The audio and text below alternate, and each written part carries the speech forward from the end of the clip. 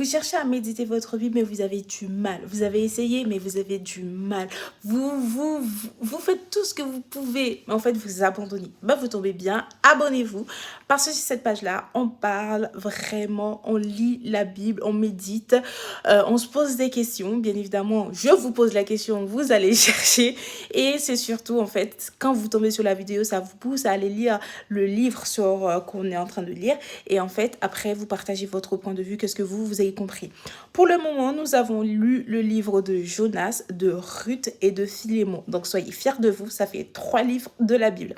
Donc, en fait, n'oubliez pas, il faut être en capacité de retenir les histoires. Parce que si vous n'êtes pas en capacité de vous rappeler l'histoire de Jonas, bah, ça ne sert à rien. Si vous n'êtes pas en capacité de vous rappeler l'histoire de Ruth, bah, ça ne sert à rien. Si vous n'êtes pas en capacité de vous rappeler l'histoire de Philémon, ça ne sert à rien qu'on passe à autre chose.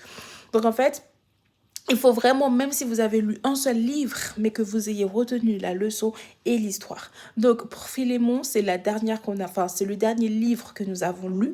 Et en fait, il faut savoir que Philémon, c'est en fait une lettre que Paul, en étant en prison, écrit à Philémon pour pouvoir accepter Onésime. Onésime, c'est un esclave qui s'est enfui, donc a quitté qui s'est enfui. Enfin, c'était un esclave de Philémon, donc s'est enfui et allé rejoindre Paul, etc. en prison. Et en fait, Paul est en train de demander, pas pitié, mais de dire, ok, avec l'amour, etc., est-ce que tu peux recevoir Onésime, même si je sais qu'il serait plus utile avec moi, enfin, que je l'aimerais bien et tout, mais je sais qu'il serait plus utile avec toi, etc. Donc, en train de le brosser dans le sens du poil pour qu'il puisse accepter, en fait, Onésime. Donc, en fait, ça, c'est l'histoire de Philémon. L'histoire de Ruth, elle est très, très loyale avec sa belle-mère. Là, je vous le résume, mais bien évidemment, c'est beaucoup plus long pour Ruth.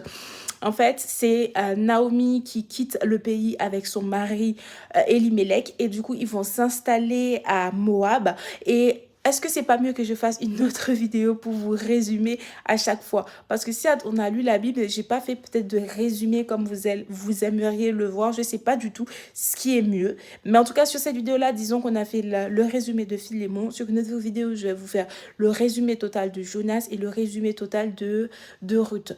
En tout cas, j'espère que ça vous plaît et surtout, donnez-moi votre avis en fait en commentaire. Dites-moi ce que vous en pensez. Est-ce que cette méthode vous convient? Est-ce que cette méthode vous pousse vraiment à aller lire votre Bible? Sur ce, abonnez-vous. Je vous retrouve sur une nouvelle vidéo pour les 2 autres histoires que je vais vous résumer à nouveau, même si on les a déjà méditées, mais au moins faire un résumé total. Et bien évidemment, je vous envoie plein d'amour, plein d'argent et surtout, prenez soin de vous comme à l'accoutumée.